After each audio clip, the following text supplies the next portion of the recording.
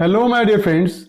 I am Dr. Wasim I Khan, Associate Professor, Shri Shivaji Law College, Parbhani, Maharashtra, India. So, in today's lecture, we will discuss the concept of oral evidence and how any fact may be proved by oral evidence. We will discuss in this particular lecture. तो आज हम oral evidence क्या है और oral evidence कैसा होना चाहिए ये सारा डिस्कस करने वाले हैं. आगे के कुछ लेक्चर में हम डॉक्यूमेंट्री एविडेंस किस तरीके से प्रूव हो सकता है, प्राइमरी एविडेंस किसको कहते हैं, सेकेंडरी एविडेंस किसको कहते हैं, ये सारी चीजें हम डिस्कस करने वाले हैं. तो वही आज हम ओरल एविडेंस डिस्कस करेंगे. तो आगे बढ़ने से पहले मेरी आपसे रिक्वेस्ट है कि अगर आपने मेरे चैनल को अभी तक सब्सक्राइब नहीं किया है तो मेरे चैनल को ज़रूर से सब्सक्राइब कीजिएगा और इस लेक्चर को ज़्यादा से ज़्यादा स्टूडेंट तक आगे तक शेयर करिएगा. तो चलिए हम बढ़ते हैं आगे. तो इंट्रोडक्शन हम सबसे पहले डिस्कस करेंगे. The meaning of expression oral evidence is given along with the definition of the term evidence in section 2 of the Bharatiya Sakshya Adhiniyam as evidence means and includes. So evidence means and includes all statements including statements given electronically which the court permits or requires to be made before it by witnesses in relation to matters of fact under inquiry, and such statements are called oral evidence. So whatever it may be the statements including a statement given electronically which the court permits or requires to be made before it by the witnesses in relation to the matters of fact under inquiry, and such statements are called oral evidence. तो ऐसे statements जो मैं बोल रहा हूं, for example किसी witness ने कोई स्टेटमेंट दिया, वो स्टेटमेंट या ऐसा स्टेटमेंट जो इलेक्ट्रॉनिकली रिकॉर्ड किया गया है, वो स्टेटमेंट अगर कोर्ट परमिट कर रहा है किसी पर्सन को कोर्ट के सामने कहने के लिए और उस स्टेटमेंट का कोई ना कोई लेना है उस केस से, तो ऐसे स्टेटमेंट को हम ओरल एविडेंस कहेंगे. तो कोर्ट उसी पर्सन को परमिट करेगा कि जो कुछ जानता है उस केस बारे में, और जिसको कोर्ट परमिट करेगा और जो कोर्ट के सामने जाकर कहेगा उसको हम ओरल एविडेंस कहेंगे. The term oral signifies the word of mouth. Oral किसको बोलेंगे? वर्ड ऑफ माउथ, जो मैं अभी बोल रहा हूं फॉर एग्जाम्पल. तो ये But in section 125 of the Bharatiya Sakshya Adhiniyam 2023, a witness who is unable to speak is permitted and considered as a competent to give evidence in any manner in which he can make intelligible. Suppose, according to section 125 of BSA, if the witness who is unable to speak, then he can be considered as a competent to give evidence in any manner in which he can make intelligible.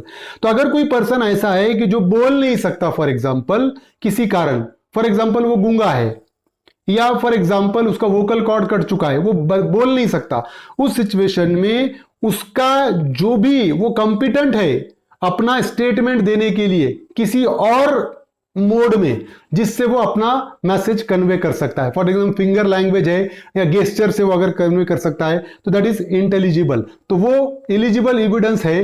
And in R versus Abdullah, it has been held that verbal statement was held to include sign and gesture.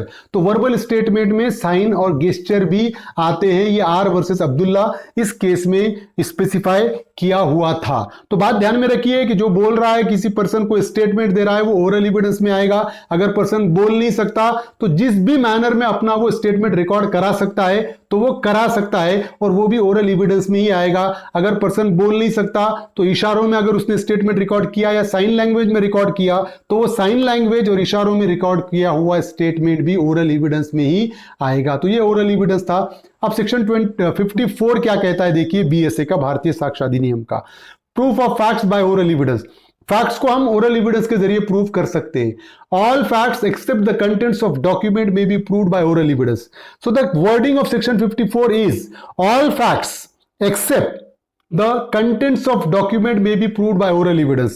So whatever it may be the facts that may be proved by oral evidence except the contents of document. सिर्फ document के contents को छोड़कर बाकी जितने भी facts हैं वो सारे फैक्ट्स ओरल एविडेंस के जरिए प्रूव होंगे. जब हम डॉक्यूमेंट की बात करेंगे तो डॉक्यूमेंट के कंटेंट्स को हमको डॉक्यूमेंट प्रेजेंट करके ही प्रूव करना पड़ता है. लेकिन डॉक्यूमेंट अगर नहीं है तो सारे फैक्ट्स कैसे प्रूव होंगे? By oral evidence. In general, the evidence of a witness is given orally, and this means oral evidence. So in general, whatever the witness deposed before the court of law orally, that comes under the category of oral evidence. जो as a witness court में appear होता है और court के सामने जब उसका examination होता है तो वो एग्जामिनेशन ऑफ विटनेस क्या है, ओरल एविडेंस में ही आएगा.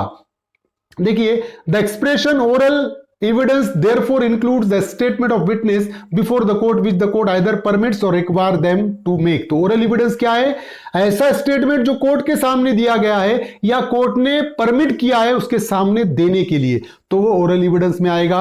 The statement may be made by any method by which the witness is capable of making it. Statement किसी भी मेथड से दिया जा सकता है जिससे वो पर्सन कैपेबल है, वो पर्सन जिस भी तरीके से अपना मैसेज कन्वे करेगा वो कर सकता है और वो ओरल एविडेंस में आएगा. A witness who can not speak may communicate of facts to the court by sign or by writings, and in either case it will be regarded as a oral evidence. If the person can't speak, he can communicate the facts by sign language or by writing, and in these two circumstances also this will comes under the category of oral evidence. जो बोल नहीं सकता वो sign language में record कर सकता है या लिखकर स्टेटमेंट दे सकता है. साइन लैंग्वेज में अगर स्टेटमेंट रिकॉर्ड होता है या लिखकर भी स्टेटमेंट रिकॉर्ड होता है तब भी वो ओरल एविडेंस के डेफिनेशन में ही आएगा. ठीक है, ये सेक्शन 54 था. Section 55 deals with oral evidence to be direct. Oral evidence कैसा होना चाहिए, oral evidence to be direct. So oral evidence shall in all cases whatever that be direct if it refers to. तो oral evidence किसी भी circumstances में direct होना चाहिए. अब इफ इट रेफर्स टू, देखिए, of a fact which could be seen, it must be the evidence of a witness who says he saw it. So any fact which could be seen, it must be a evidence of that person who personally seen it. तो ऐसा fact जो देखा जा सकता है, तो वो fact किसने आकर कोर्ट के सामने बताना चाहिए, जिसने देखा वो आकर बात बताएगा कोर्ट के सामने, तो वो डायरेक्ट एविडेंस है. मैंने ऑफेंस होते हुए देखा, मैं कोर्ट के सामने जाकर बताऊंगा तो वो डायरेक्ट एविडेंस हो जाएगा. तो ओरल एविडेंस डायरेक्ट होना चाहिए. सो ऐसा फैक्ट जो देखा जा सकता, जो देखेगा वो कोर्ट के सामने बताएगा तो वो डायरेक्ट एविडेंस होगा, दैट इज एडमिसिबल. मैंने देखा, किसी और को बताया और वो जाके कोर्ट के सामने बताएगा, वो डायरेक्ट नहीं होगा और वो एडमिसिबल नहीं होगा. तो ओरल एविडेंस कैसा होना चाहिए, डायरेक्ट होना चाहिए. देखिए, a fact which could be heard, it must be the evidence of a witness who says he heard it. Any fact which could be heard, the person who personally heard it can make a statement before the court of law and that will be the direct evidence. तो ऐसा fact जो सुना जा सकता, जिसने सुना वो अगर कोर्ट के सामने जाकर बोलेगा डायरेक्ट एविडेंस होगा. किसी और ने सुना वो मुझे आकर बताएगा, मैं जाकर कोर्ट में बता रहा हूं, ये इनडायरेक्ट हो गया है. और सेक्शन 55 ये कहता है कि ओरल एविडेंस डायरेक्ट होना चाहिए, इनडायरेक्ट नहीं चलेगा.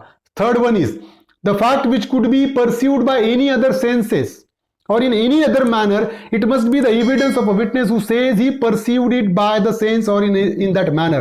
ऐसा फैक्ट जो सेंस परसीव कर सकते हैं, जिसको टेस्ट किया जा सकता है, जिसको छुआ जा सकता है, जिसको फील किया जा सकता है, तो ऐसा पर्सन जिसने टेस्ट किया, जिसने छुआ, जिसने फील किया, वो जाकर बताएगा तो डायरेक्ट एविडेंस होगा और वो एडमिसिबल है. किसी और ने छुआ, किसी और ने महसूस किया, किसी और ने फील किया, तो वो इनडायरेक्ट हो जाएगा.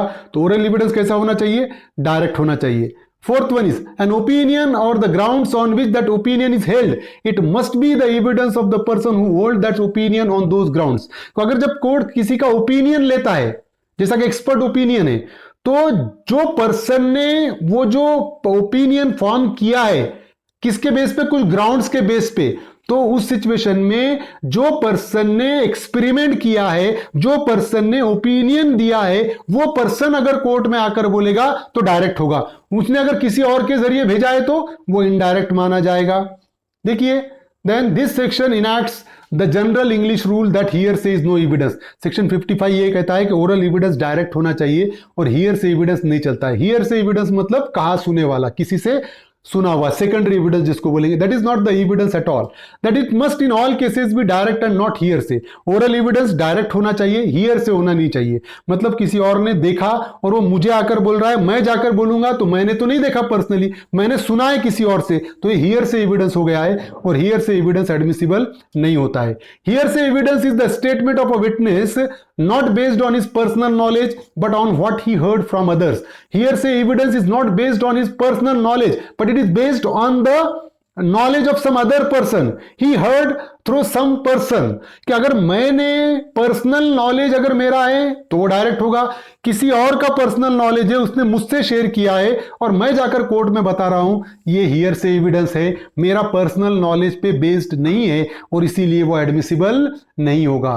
Provided that the opinion of expert expressed in any treatise commonly offered for sale and the grounds on which such opinion are held may be proved by production of such treatise if the author is dead or cannot be found or has become incapable of giving evidence or cannot be called as a witness without an amount of delay or expenses which the court regards as unreasonable. आप इसमें प्रोविसो दिया हुआ है that the opinion of expert, अगर एक आधे expert ने अपना ओपिनियन एक्सप्रेस किया है in any treatise commonly offered for sale, कि जो कॉमनली ऑफर्ड फॉर सेल है उसमें ट्रीटीज है, एग्रीमेंट है, and the grounds on which such opinion are held may be proved by the production of such treatise. वो treatise के चलते उसने अपना ओपिनियन, वो एग्रीमेंट के चलते उसने अपना ओपिनियन फॉर्म किया था, तो वो सिर्फ एग्रीमेंट की कॉपी या वो ट्रीटी की कॉपी कोर्ट के सामने पेश कर देंगे तो सफिशिएंट हो जाएगा उसको प्रूव करने के लिए। अब वो पर्सन जिसने ओपिनियन फॉर्म किया था या तो उसकी डेथ हो गई है उसकी, या treatise of if the author is dead, वो जो ट्रीटीज जो एग्रीमेंट का ऑथर अगर उसकी डेथ हो जाती है या वो मिल नहीं रहा है या वो एविडेंस देने के लायक नहीं बचा है, तो उस सिचुएशन में क्या होगा, वो ट्रीटीज कोर्ट के सामने पेश कर दी जाएगी and it will be sufficient, वो सफिशिएंट हो जाएगा उस फैक्ट को प्रूव करने के लिए, उस ट्रीटीज को प्रूव करने के लिए, उस ओपिनियन ऑफ एक्सपर्ट को प्रूव करने के लिए। ये एक्सेप्शन है, ये प्रोवाइडेड दैट में है। Provided further that if oral evidence refers to the existence or condition of any material thing other than a document, the court may, if it thinks fit, require the production of such material thing for its inspection. बात ध्यान में रखिए, provided further that if oral evidence refer to the existence or condition of any material thing, कि अगर oral evidence है वो किससे related है, एक आधे कंडीशन से रिलेटेड है या एक आधे मटेरियल थिंग से रिलेटेड है, उसके एग्जिस्टेंस से रिलेटेड है, या अदर देन डॉक्यूमेंट, डॉक्यूमेट तो नहीं है लेकिन कुछ चीज है, कुछ कंडीशन है, उसके एग्जिस्टेंस से रिलेटेड अगर ओरल एविडेंस रेफर करता है, द कोर्ट में इफ इट थिंक्स फिट, अगर कोर्ट को लगता है, require the production of such material thing for its inspection, court क्या बोलेगा कि वो मटेरियल थिंग कोर्ट के सामने लेकर आओ इंस्पेक्शन के लिए, तो उस जरिए वो फैक्ट को प्रूव किया जा सकता है। That is section 55। तो section 54, 55 we have discussed which is related to the oral evidence. हमको पता है ओरल एविडेंस डायरेक्ट होना चाहिए। तो यही था आज का लेक्चर ओरल एविडेंस से रिलेटेड। उम्मीद करता हूं कि आपको समझ में आया होगा। समझ में आया तो मेरे चैनल को सब्सक्राइब कीजिए और इस लेक्चर को ज्यादा से ज्यादा स्टूडेंट तक शेयर कीजिए। Thank you very much.